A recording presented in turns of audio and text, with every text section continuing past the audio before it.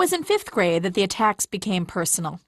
My son Kyle was, and still is, an amazing kid, one who's sweet and smart and who rarely worries about what others see when they look at him. Those attributes, I know, will make him an amazing 35-year-old man one day, but when you're 10, they're a liability. Kyle found himself in the uncomfortable position of being teased mercilessly by this boy because he'd admit out loud that he actually liked math or that he didn't like soccer.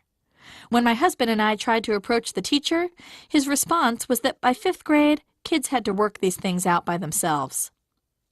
Although many schools, in the wake of Columbine, have tried to initiate anti-bullying programs, most of them pay lip service to the concept without necessarily enforcing the practice. It's one thing to say that everyone has the right to be who they'd like to be, but that doesn't make it easier for the kid who is a little shyer, a little more hesitant, a little different, to get up and go to school in the morning, knowing that everyone's going to be staring at her and snickering behind her back. Adolescence is about fitting in, not standing out, and because of that, some kids become a moving target. I knew I wanted to write about what happened when a victim decided to take a stand. I also knew that the research I did for this book was going to be some of the most delicate research I'd ever done. When I was on book tour in Littleton, Colorado, and I mentioned that I was writing about a school shooting, the room got frighteningly quiet. Tragedies like that aren't something a community gets over. They get through them.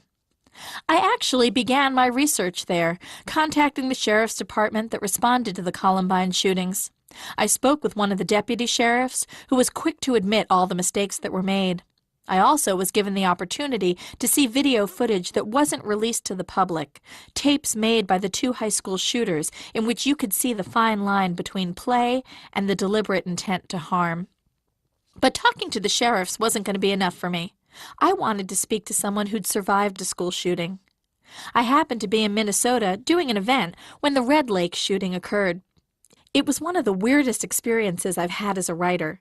I was in a hotel room, working on a chapter of 19 Minutes, writing about a television reporter broadcasting information about my fictional school shooting.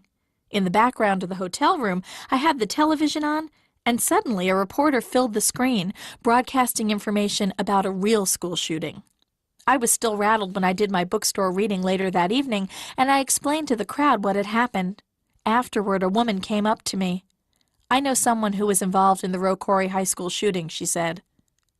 On September 24, 2003, a 15-year-old named Jason McLaughlin brought a loaded pistol to school and killed 2 students, Seth Bartell and Aaron Rollins. At the murder trial, it was claimed that McLaughlin intended to only wound Bartell, who he thought was teasing him. McLaughlin was sentenced to life in prison. The woman I met at my signing put me in touch with a young man whose friend was murdered that day. He was in the locker room, changing for gym class. Seth and Aaron, also in class, were already upstairs in the gym. He heard what sounded like books dropping, and then people shouting, "Aaron's been shot! Everybody get down!" Everyone in the locker room thought it was a joke, and came into the gym to find Aaron on the floor of the hallway, surrounded by teachers, yelling at them to get into the locker room and lock the door.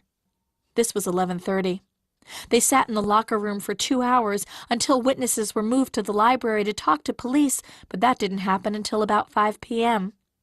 Outside, helicopters could be heard, news vans were lined up on the street. This young man got on the internet in the library, and that was how he learned that his friend Seth had been shot. He told me that this had been an ordinary fall day. There had been no indicators that something was going to go wrong. He told me later he realized that if he'd walked out of the locker room 20 seconds earlier, before Aaron instead of just after him, he could have been the one shot. He told me that he didn't know the shooter, that the 2 victims were from different cliques at the school. Aaron was a hick, or someone who liked to hunt and fish, drive trucks, listen to classic rock or country music. Seth was a skater, part of the cool clique, and already the top snowboarder at the school by the time he was a freshman. He told me that he had no contact with friends after the shooting because his cell phone was in his car, locked down in the school parking lot. He doesn't like to talk about what happened with anyone who wasn't there, and says that the people who were already know, so there's nothing to talk about.